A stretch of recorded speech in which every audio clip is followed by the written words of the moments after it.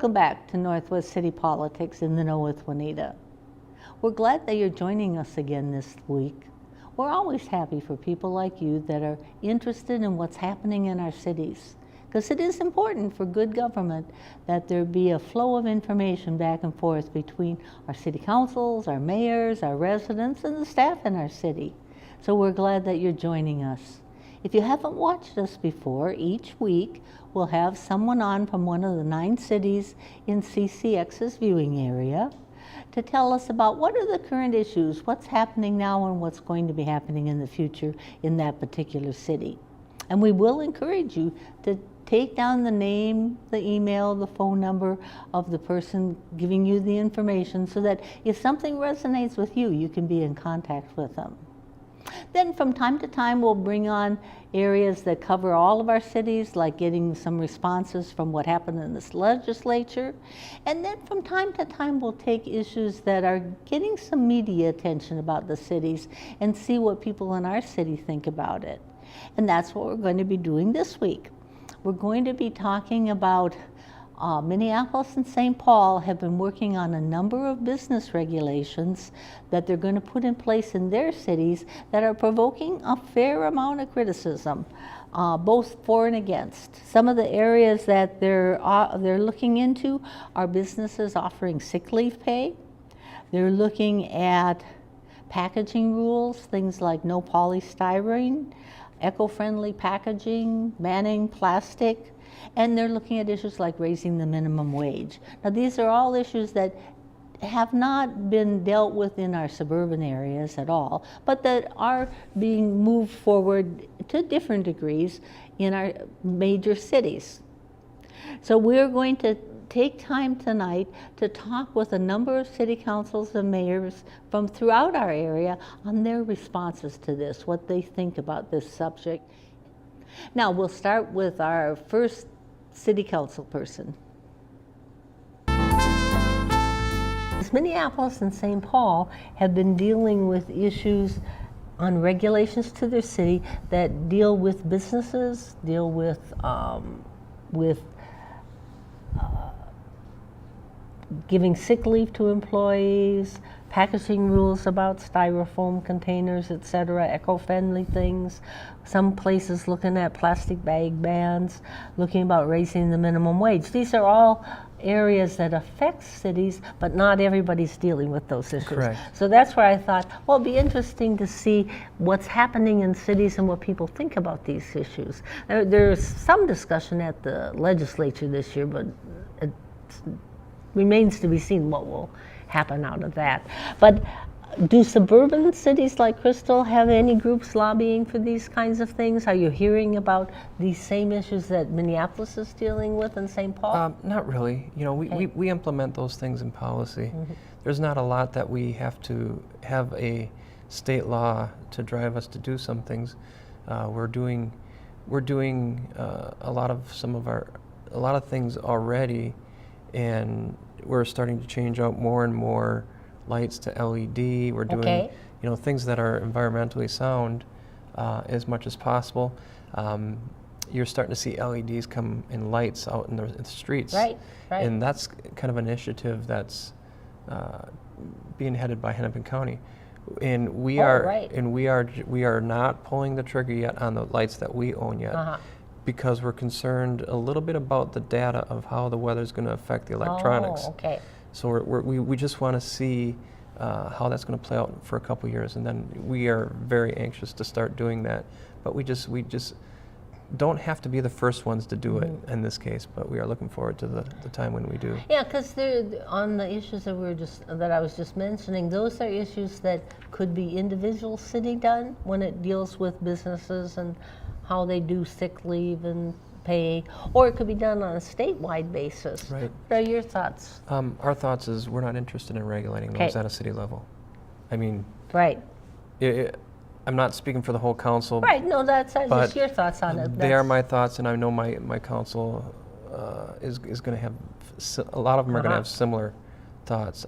Minimum wages, no. Yeah. I mean, we could drive a business out by putting it too high. If inadvertently, trying to create affordable living. We have affordable living in Crystal, so there are things that are happening naturally. Yeah, it might be different populations that are being dealt with by suburban versus cities, big cities. What do you think? I'm not sure I understand your point. Well, the Minneapolis St. Paul has groups lobbying them to do things with minimum wage, Correct. to do things with sick leave, and I haven't seen that necessarily in the suburbs. No, not at all. Right. Not at all. And there have been other cities who have done a lot of these things. I think it's Seattle, Washington. Right. They were gradually increasing the minimum wage to $15. They didn't make it. Too many businesses went out of business, and that's we haven't received the lobbying, nor do we have an interest to try to push that. Right. So. And I didn't see a lot of it being done, but I thought it'd be interesting just to hear from each city if you have any people that are lobbying for that kind of thing, or no. Your focus is on a whole different area. If we see St. Paul and Minneapolis go that direction, then they'll worry about us. Right. It's not a current issue. Correct. Right. Now, you said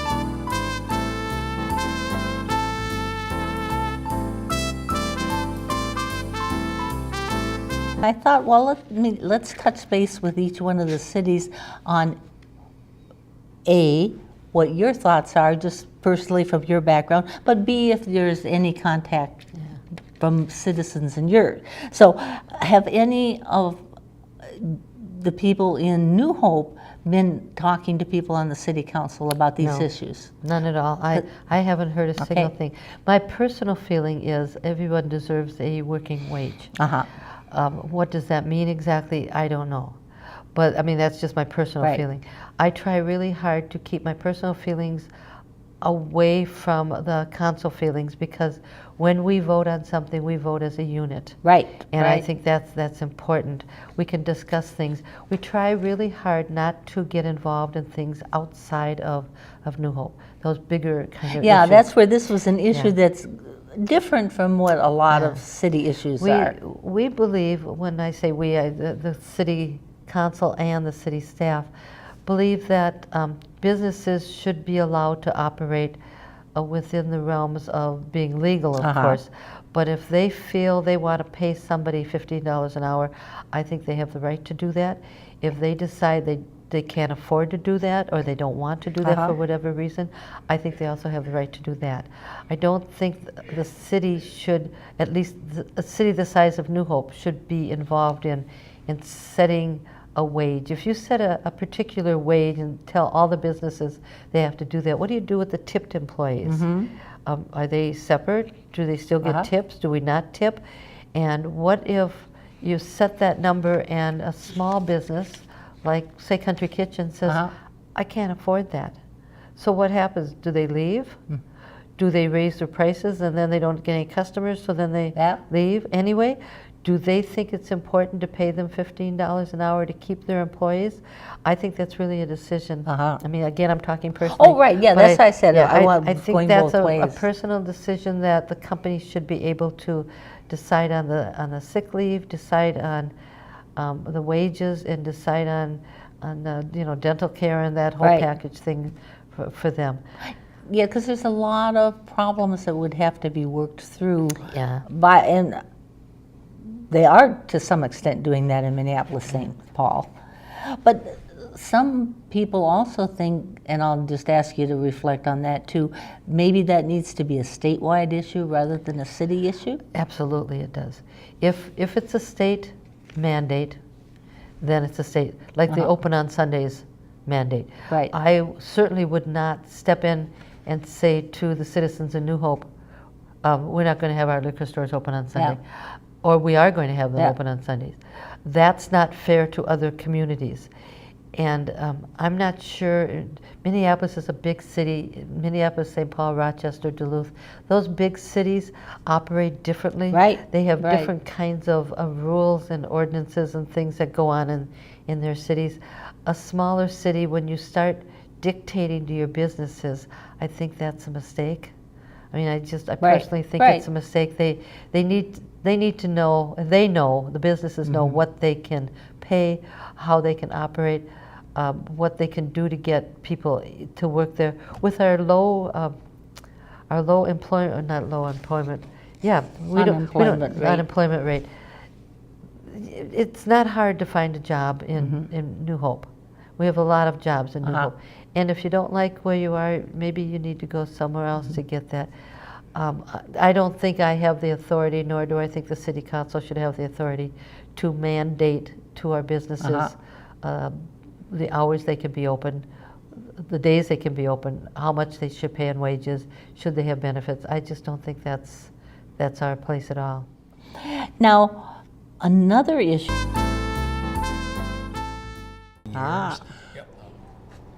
Now, Minneapolis and St. Paul have gotten a lot of press over the fact that they're looking at issues dealing with businesses and dealing with packaging. So they're looking at sick leave, they're looking at $15 hour pay, they're looking at not using plastics, not using styrofoam. So it's a whole different kind of issues than cities often deal with. So I thought I'd just check with people to see what, if anything, people in the suburb are thinking about those same issues. Do you have any groups that are lobbying or questioning about these issues? Well, the city is. Okay. And I'm very involved in it as well. There's a bill, it's called preemption, that's going through the legislature, and that, along with the omnibus bill, would say to cities, you can't ban plastic bags, even if we wanted to. Right. You can't do anything with wages, anything with vacation, with sick time, all of those things.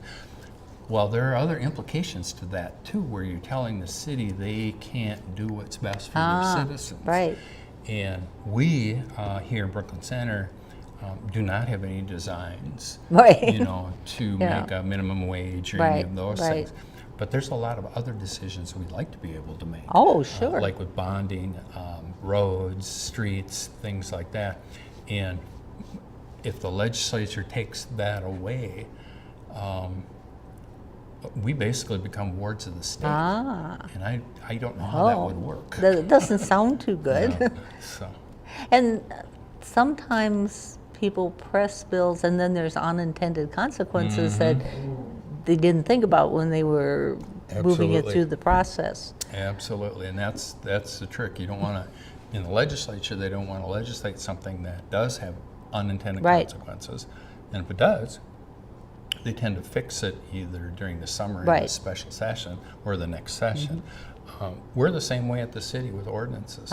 We don't want to put an ordinance in place that has an unintended consequence for residents that we hadn't thought of. Right. So we go through a whole long public process to make sure we're not. Right. And there again, if we are, well, we'll roll it back. The council can do that. So that remains to be seen what's going to happen with that bill. But separate from that, are there problems that you foresee with these kinds of issues, or it's just a matter of not putting too many restrictions on cities? That's the key part, is allowing cities to be cities, basically. But I will tell you, the bill, I believe it was one of the 10 that the governor has vetoed. Oh, okay. And so the governor is saying, with these omnibus bills, send them to me, we'll do financing, we'll do dollars, we'll do those types of things. Right. But don't send policy. Yeah. And they've embedded something like 600 Oh, I know. I thought lines. that was amazing when I read that the other day. Yeah, and that's where the cities can't ban the plastic bags, they can't do all those things, so it's just not the way to do things. Right. And then some groups think that issues like wages and sick leave and that should be done on a statewide level instead of a city level. So I'll get your reaction to that. Yeah, I tend to agree.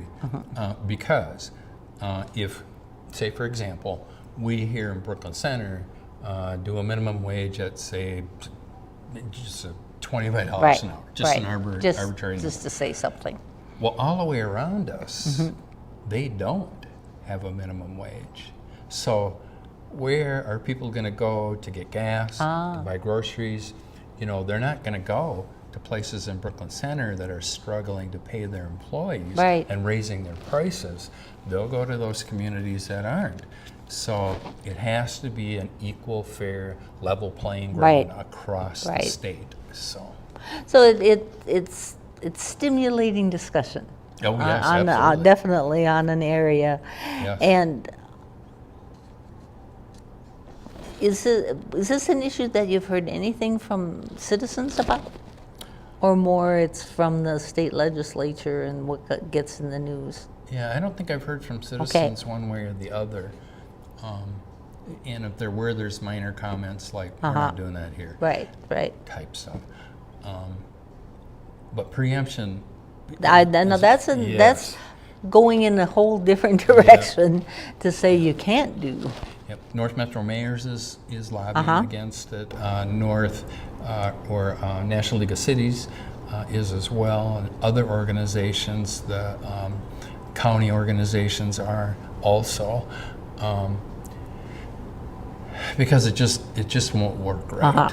And if we're going to have local control from our cities and our councils, well, the state can't be saying, well, no, you can't do this or you can't do that without legislative approval. Well, legislative approval can take years in cases. So. Especially nowadays, right? Yes. Even in the past, maybe, but nowadays there's a lot of differences of opinion, right? Yeah, and there's such polarization between the parties as well. Oh, right. So it depends on who introduces the bill and from which party as to whether or not it's going to go forward. Right. Depending on which party is in the majority. Right. So. And that keeps jockeying back and forth too. So. Yep.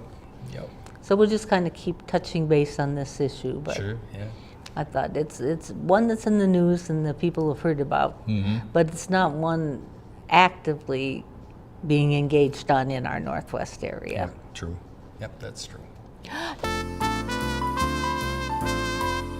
Well, we'll talk a little bit about what, if anything, this is rippling out to the suburban areas. So do you have any groups that are lobbying for any of these kinds of things? Because they definitely do in the cities. Yeah, they do. In the they metro do. area. I would say in certain categories we have not when it comes to, I think a lot of play has been given to banning plastic bags. Right. I know St. Louis Park to the south of us looked at doing that.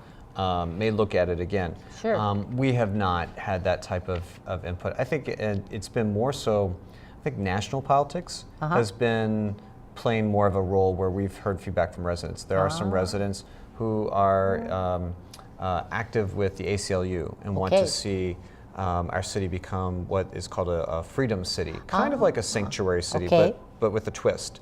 And so, you know, so I wouldn't say it's organized lobbying pressure, but it's you know, residents who are advocating for those issues.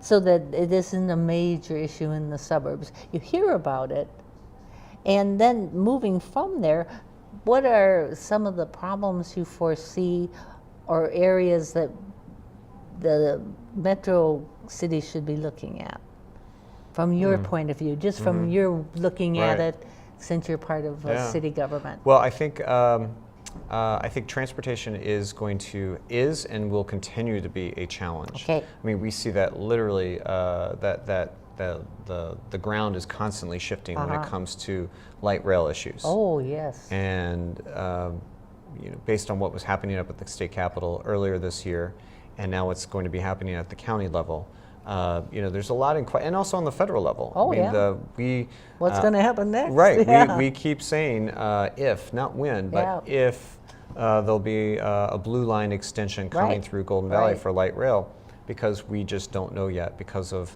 the changing landscape on the federal level and on the state level. And that is not just a challenge for Golden Valley or for the Northwest metro area. I mean, that is the same issue I'm hearing from mayors in Woodbury or in Lakeville. Oh, sure. It's, you know, or down in Eden Prairie. Right. It's happening everywhere. Transportation is just a significant challenge and is going to continue to be one. And then moving back to the issue of setting a minimum wage. Your thoughts on that? And cities doing it, or versus should it be statewide, or just your thoughts on it, even though you're not having to deal with it as a city issue? It's interesting. Honestly, I mean, personally. Right, that's just your personal reaction. Personally, I think it's, unfortunately, there's a large segment of the population that's working poor. And we do need some minimum wage increases beyond what's already happened over the past several years. It is going to vary from city to city. We can do it from the top-down perspective, or we can do it from the bottom up. We've seen that happen on other issues. Remember, the smoking ban started as a topping, a bottom to top type of beginning, and then then finally the state jumped on board and did a statewide ban. So that one, I think the minimum wage still has ways to play out. And so we'll see what happens in Golden Valley. I think we're a different type of animal, if you will, because we have some large corporation headquartered in Golden Valley, and then we've got the small businesses. And so I think before we were to do anything, number one, our city council hasn't listed it as a goal, as an issue to tackle. We're a little preoccupied with our comp plan and our community center and all these, the housing developments going on. So we've been a little preoccupied. If we were to get to that point, then we would have to have a significant conversation with our residents, but also with our businesses to find out, is this, while it may sound good, is it going to have, part of our comprehensive plan includes economic competitiveness. And are we going to be hurting ourselves by doing that? So we just need to weigh all the options if we're going to go down that road. And so the short answer is no, we're not. We're not there. And then the legislature, there was definitely controversy on whether the legislature should put regulations that you can't do, make choices like that. So that got to be part of the whole process too. Yeah, there was a lot of, this legislature is, it's interesting. On one hand, some of the legislators will say, we believe in local control. Local control is very important. But, except for, banning plastic bags. The one that they used Golden Valley as an example on was housing moratorium, housing moratoria. Where they, Golden Valley and several other cities did create some 6-month studies. They did a moratorium on certain types of housing. We were looking, for us, it was about subdivisions. And it allowed us to really look at how we can make our code more updated. And so there's some legislators that didn't like that, and they tried to say, if you're going to do that again, Golden Valley or anyone else around the state, you need to have some significant notification, like a 2 to 3 week notification. And then you also need to have a 2/3 majority vote on your council to do it. But the governor didn't like that, believing in local control, and he vetoed the bill. So I think we're going to continue to see kind of this tug of war going on between the legislature and local control, probably for the next couple of years, whether it's minimum wage, plastic bags, or housing moratorium, or fill in the blank. And in one way, it can be good for the rest of our cities, for Minneapolis and St. Paul, to try it out and see what really happens. Yeah, exactly. I mean, we always brag as mayors and city councils. We say that cities truly are the laboratories of democracy. And if it doesn't work, then we can change it. It's not like on the federal level where it takes 12 years to do one thing. Sometimes. Well, and the cities have lots of things going on. So it's an issue that you're going to hear about, but it's not one that directly impinges on any of our suburban cities, I don't think, at this point in time. No, not right now. Now, you're doing a fire station study. What are some of the reasons that you're doing it? We'll go for the why first. Sure. Well, the why is there are different models out there. I mean, just here alone in the Northwest metro area. So do you have any groups at all in your city lobbying for that type of thing? No. Okay, because I have not found anybody in the suburbs that have. Yeah, it's one of those things that just hasn't gotten out to us lately, and yet I know that the state legislature dealt with some of some of this, and I believe that part of it, the preemption language, I believe, was vetoed by the governor. But I mean, I have several friends that own businesses and restaurants. in Minneapolis and St. Paul, and I know, for example, right now there's a very active petition that's going around on some of the other things. It's just, I understand the need, but from their perspective, what people have to understand is that, if at some point in time the cost of delivering the service is going to be superseded by how much they can charge for the service. Oh, right. So they're very worried about the long-term success of their different things in there. I understand the different things about, the containers and the packaging and things like that. And I can see where that's going to be an issue for some folks. Right. I just am glad that I haven't had to deal with it out in my area yet. Yeah, because there are a number of problems that would be created, and you touched on the legislature. So it's a topic that's kind of reaching out, but I think there was quite a bit of concern about saying that cities can't make those kinds of decisions after after it got vetoed. Yep, and that's really what the local governments want to try to establish control over their entity. Right. We're the closest to our constituents. We're the ones that hear what's going on. If somebody's mad about or happy about things, we're the ones that get that feedback. And people choose to live where they want to because the type of people they want to be around. Oh, of that's course. just the reality of the situation. Of course. And so, and that's one of the other things too at the Met Council, where it's trying to make the urban area more and more and more and more dense. Right. Other people, I know there were some other communities out away that actually passed some legislation to limit some of that control from the Met Council this past session. But it just hasn't really caught up to us yet. All of our people are pretty good about dealing with refuse. I know refuse and throwing some of the stuff on the streets and blowing around and just like that might be more prevalent in the larger cities. Right. We don't have to deal with that here, and we haven't yet. So it's happening there. They could. If they go ahead with it, then the suburbs can watch what happens, right? Right, exactly. Let some people make this, see what happens, and that'll give us some opportunities to figure out what we want to do and how to handle the situation. So. Okay, now I want to thank all of the mayors and city council people that took time and shared their thoughts and their ideas on this general subject with you. The moving forward on changing business regulations in cities. And there are strong feelings both ways on this issue. So we'll hope that it gave you a little something to think about. And if you would like more issues like this on our show, we encourage you to take the time to let us know. Go on our website or go to our phone number and let us know if there's some issues like this that you'd like to have us cover. And then we do encourage you, because you can, if you aren't able to have a television, you can stream our program when it's live, Wednesday nights at 8:30 on channel 859, and you can stream it by going to ccxcreate.org/livestream.aspx.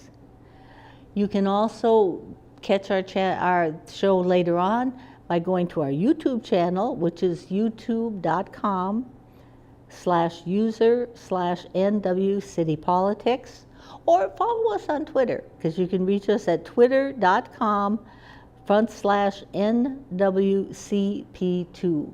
So we hope you'll join us and share your thoughts and your ideas with us. Bye.